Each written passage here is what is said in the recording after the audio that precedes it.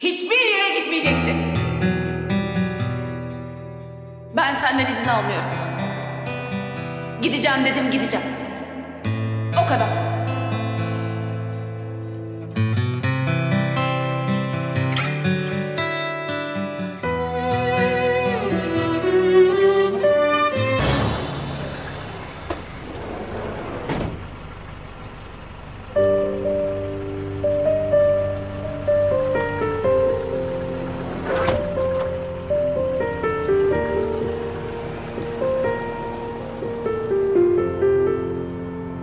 Bakın beyefendi, ben yer ayırtmıştım. Bana yer var dediniz. Haklısınız hanımefendi ama müşteri bir gün daha kalmak istedi. Biz de gidin diyemedik. Peki burada başka otel var mı? Yok. Hiç şaşırmadım. Peki ben ne yapayım şimdi? Sokakta mı kalayım? Bir saniye. Ben şimdi çıkıyorum. Yarım saate kadar gelirim. Öğretmen evine gidin. Asker, polis ya da öğretmen tanıdığınız varsa yardımcı olur. Yani var ama ondan da bir şey istemek istemiyorum. Bence başka çareniz yok. Bence de yok.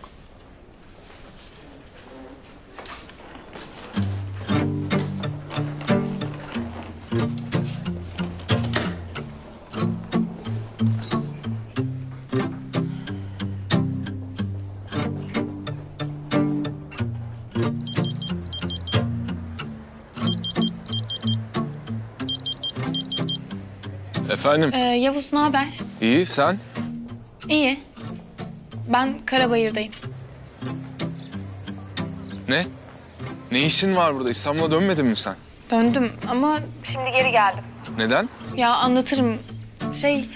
Otelde yer kalmamış da acaba kalacak bir yer ayarlayabilir miyiz? Ne oteli? Hangi otel? Zaten bir tane otel var. Tamam, geliyorum. Tamam. Doktor mu? Yürü, yürü.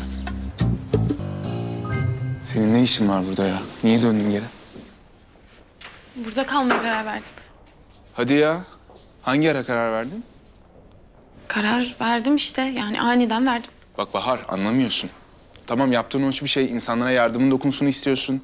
Komutanım, ben şöyle bekliyorum. Bak burası tehlikeli bir yer. Vicdanen kendini rahat hissedeceksin diye kendini böyle bir maceraya atman doğru değil. Ben seni asker sanıyordum ama psikiyatri çıktın başımıza maşallah. Öyle ulu orta yerde bağırma asker masker diye. Salaklık bende zaten. Ben niye aradıysam seni. Türkiye'de bulunan bağımsız gazeteci Eylem Mersiye de bizimle beraber. Kendisi uzun zamandır Orta Doğu'da ve konuya herkesten daha çok hakim.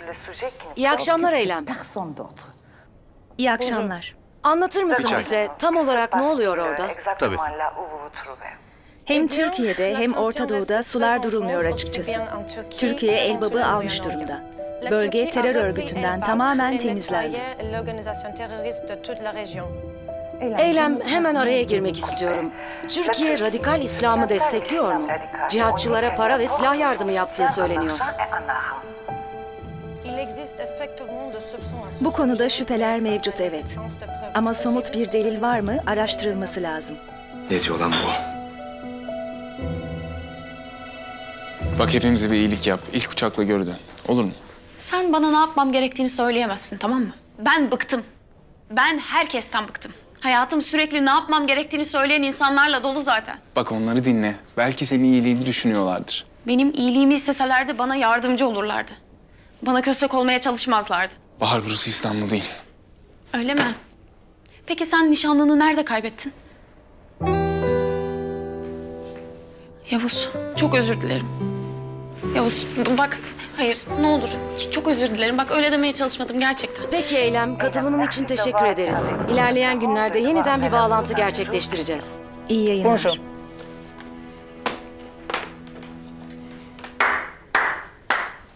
Bravo ya. Vallahi helal olsun. Bak alkışlıyorum. Görüyorum. Ne oldu? Yok Türkiye destek oluyor mu? Yardımı dokunuyor mu? Bilmem ne. Şuna bak ya. Biz o heriflerle savaşacağız diye 67 tane şehit verdik, anladın mı? Memleketin her yerinde bombalar patladı. Yüzlerce masum insanı öldürdüler. O heriflerle bizden başka göğüs göğüse çarpışan var mı? Söyleyeyim, yok. Peki siz ne yaptınız? Pardon, biz kim? Hepiniz ya. Hepiniz işte, kim varsa. Aç ya, aç. Ben de canlı yayın yapmak istiyorum. Buradan bütün ikiyüzlülere sesleniyorum. İstediğiniz kadar Türkiye'yi terörist ülke gibi göstermeye çalışın. Başaramayacaksınız. Sizin ne planladığınızı çok iyi biliyoruz biz. Nasıl ikiyüzlü olduğunuzu da biliyoruz. Kimlere silah sattığınızı da biliyoruz. Teröristlere nasıl sahip çıktığınızı da. Sen manyak mısın be? Manyağım evet. Asıl sen niye bu şerefsizlere adam gibi cevap vermiyorsun? Adam gibi böyle mi oluyor adam gibi? Kıvırıyorsun işte, görmüyor muyuz? Ya ben senin gibi düşünmek zorunda mıyım? Gerizekalı. Ne oluyor burada Fethi? Ne yapıyorsun? Bir şey yok komutanım. Arkadaş bir at gözlüğü beğenmiş de yakıştı mı diye soruyordu. Bunun hesabını vereceksin. Tamam sakin olun hanımefendi. İnsan içindeyiz. Komutanım böyle gazetecilik mi olur ya? Saçma sapan yorumlar yapıyorlar. Bayağı yalan iftirada bulunuyorlar. Cevap vermeyelim mi? Sen burada mı kalıyorsun? Evet, niye? Ben de burada kalacaktım ama boş odaları yokmuş. Tamam, ben de kalabilirsin bu gece. Süper, tamam. Kalmaya niyetlisin yani. Buraya öyle taşındım deyip doktorluk yapmayı düşünmüyorsun herhalde. Evet. Dayım Sağlık Bakanı'na müsteşarı olur.